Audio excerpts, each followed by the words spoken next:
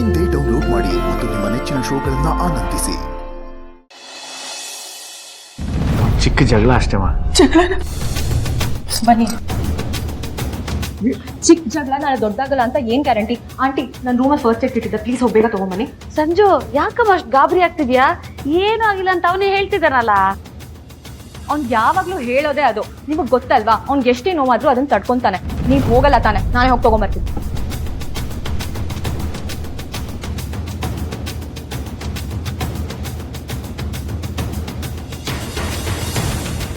ಬೇಟ್ರೆ, ನೀವು ನಮ್ಮ ಮನೆಗೆ ವಾಪಸ್ ಬರಲಿ ಅನ್ನೋದೇ ನಮ್ಮ ಆಸೆ ಆಗಿತ್ತು.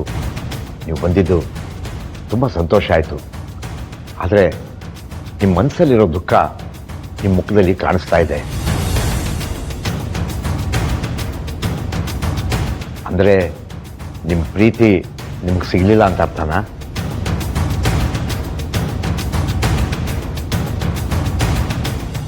ಅರ್ಚನೆ ಇಲ್ಲಪ್ಪ, ರಾಹುಲ್ನ ಒಬ್ಬನೇ ಕರ್ಕೊಂಡು ಬಂದಿದ್ಯಾ?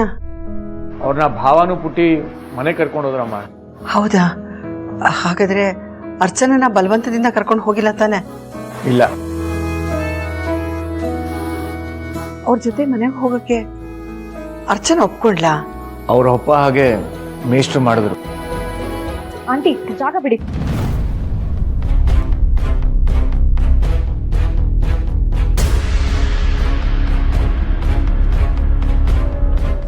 ಅಮ್ಮ, ಏನಾಗಲ್ಲ. ಆಗಿರೋ ಗಾಯ ಬೇಗ ವಾಸಿ ಆಗ್ಬೇಕು ಅಂದ್ರೆ ಈ ನೋವನ್ನ ತಡ್ಕೋಬೇಕು.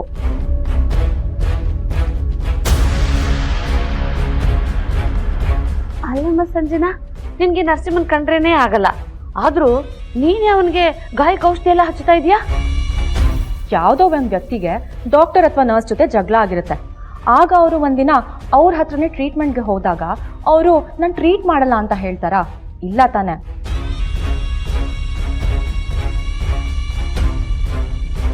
ಯಾಕಂದ್ರೆ ಅದವ್ರ ವೃತ್ತಿ ಧರ್ಮ. ನಾನು ಹಾಗೆ. ನರಸಿಂಹನ್ ಮೇಲೆ ನನ್ಗೆ ಎಷ್ಟೇ ಕೋಪ ಇದ್ರು ನಾನು ಅವನ ಆರೈಕೆ ಮಾಡ್ಲೇಬೇಕಲ್ವಾ? ಎಷ್ಟೇ ಆಗ್ಲಿ ಅವ್ನ ನನ್ ಗಂಡ ಅಲ್ವಾ ಆಂಟಿ?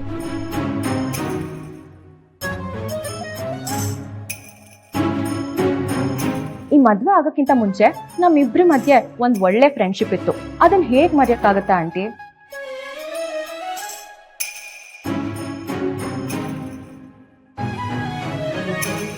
ಅಯ್ಯೋ, ಜ್ವರ ಬಂದಿದೆಯಲ್ಲ? ಜ್ವರನ? ಹೌದು, ನಿನ್ ಮೈಯೆಲ್ಲ ಬಿಸಿಯಾಗಿದೆ. ಅದೆಲ್ಲ ಏನಾಗಿಲ್ಲ. ಯಾವ್ದಕ್ಕೂ ಒಂದು ಟ್ಯಾಬ್ಲೆಟ್ ಕೊಟ್ಬಿಡ್ತೀನಿ, ಜ್ವರನೂ ಹೋಗುತ್ತೆ, ನೋವು ಕಮ್ಮಿ ಆಗುತ್ತೆ. ನಡಿ ಹೋಗೋಣ. ಅದೆಲ್ಲ ಏನು ಬೇಡ. ಅಷ್ಟು ಕಾಳಜಿಯಿಂದ ಕರೀತಿದ್ದಾಳೆ, ಹೋಗಪ್ಪ. ನೋಡು, ಅತ್ತೇನೋ ಹೇಳ್ತೀಯ ತಾನೆ? ನಡಿ ಹೋಗೋಣ. ಎತ್ತೇಳು. ನೋಡ್ರಿ,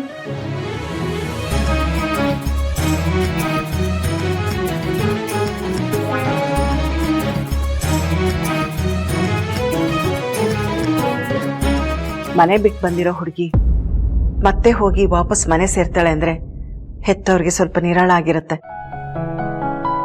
ಅವ್ರ ಮನೆಯವ್ರ ಅನುಮತಿ ಇಲ್ಲದೆ ಆ ಹುಡುಗಿನ ಮನೆಯಿಂದ ಹೊರಗಡೆ ಕರ್ಕೊಂಡು ಹೋಗೋದು ತಪ್ಪಾಗ್ತಿತ್ತು.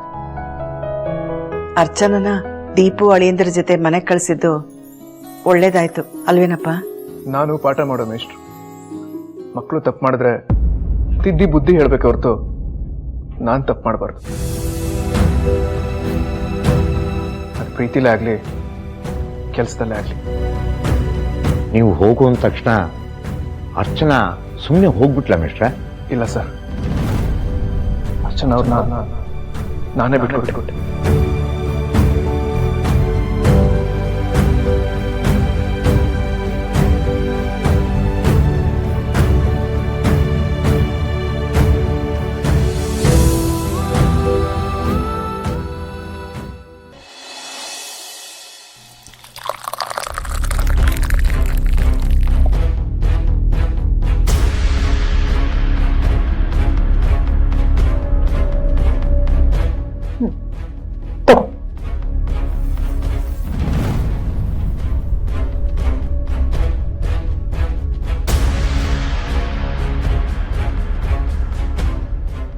ಅಯ್ಯೋ, ಸಾರಿ ನರಸಿಂಹ, ಟ್ಯಾಬ್ಲೆಟ್ನ ಬೀಳಿಸ್ಬಿಟ್ಟೆ.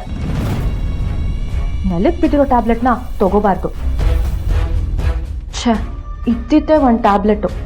ಹೋಗ್ಲಿ ಬಿಡು, ನಿನಗಿವತ್ತು ಟ್ಯಾಬ್ಲೆಟ್ ತಗೊಳ್ಳೋ ಋಣಾನೇ ಇರಲಿಲ್ಲ ಅನ್ಸುತ್ತೆ.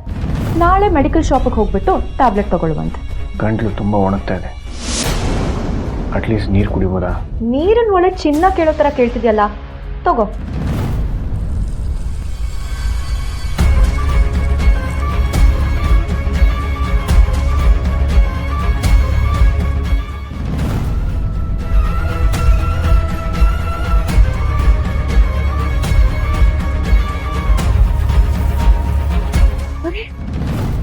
ನರಸಿಂಹ ಇಲ್ಲಿ ಮಲ್ಕೊಂಡೇ ಇಲ್ಲ. ಇಲ್ಲದಪ್ಪ ಇವನು.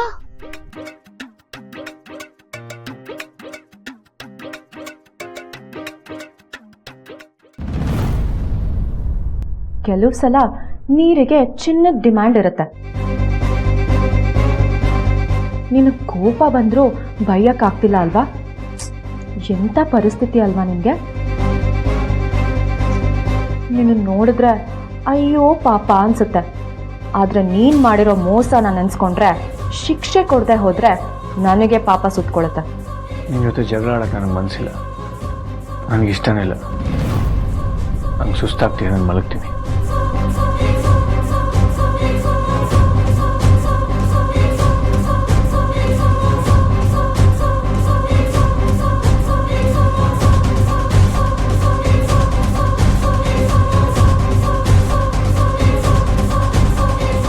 ಸ್ಟಾಪ್. ಇವತ್ತು ಹೊರಗಡೆ ಮಲ್ಕೊಳ್ಳೋದು ಬೇಡ, ಇಲ್ಲೇ ಮಲ್ಕೊ. ಏನ? ಬೇರೆ ಥರ ಎಲ್ಲ ಅರ್ಥ ಮಾಡ್ಕೋಬೇಡ. ನಿನ್ಮೇಲಿರೋ ಕಾಳಜಿಯಿಂದ ಇಲ್ಲೇ ಮಲ್ಕೊ ಅಂತ ಹೇಳ್ತಿದ್ದೀನಿ. ಮೊದಲೇ ಜ್ವರ ಬರೋ ಥರ ಇದೆ. ನಿನಗೆ ಕೆಳಗಡೆ ಮಲ್ಕೊಂಡ್ರೆ ಥಂಡಿ ಆಗುತ್ತೆ. ರೆಡ್ ಆಕ್ಸೈಡ್ನೆಲ್ಲ ಅಲ್ವಾ? ನನಗೆ ಇದೆಲ್ಲ ಅಭ್ಯಾಸ ಇದೆ. ಏನು ಜ್ವರ ಬಂದರೂ ಸುಸ್ತಾದರೂ ತಡೆಯೋ ತಾಕತ್ತು ಈ ಬಾಡಿಗಿದೆ. ನನ್ನ ಪಾಟಿಗೆ ನನಗೆ ಮಲ್ಕೊಬಿಡು. ಸುಮ್ಮನೆ ಓವರಾಗಿ ಆಡಬೇಡ. ಈ ಥರ ಮಾಡೋದ್ರಿಂದ ನಮ್ಮ ಮನೆಯವ್ರ ಹತ್ರ ನೀನು ಒಳ್ಳೆಯವಳು ಅನ್ಸ್ಕೊಬೋದು, ನನ್ನ ಹತ್ರ ಅಲ್ಲ.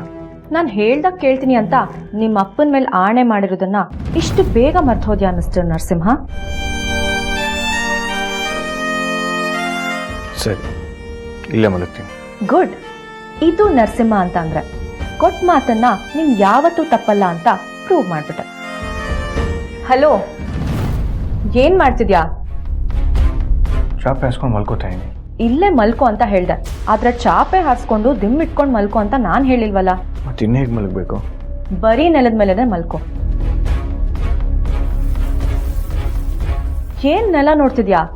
ಯಾಕೆ ಬರೀ ನೆಲದ ಮೇಲೆ ಮಲ್ಕೊಳಕ್ಕೆ ನಿನ್ ಬಾಡಿಗೆ ತಾಕತ್ತಿಲ್ವಾ? ಆಯ್ತು.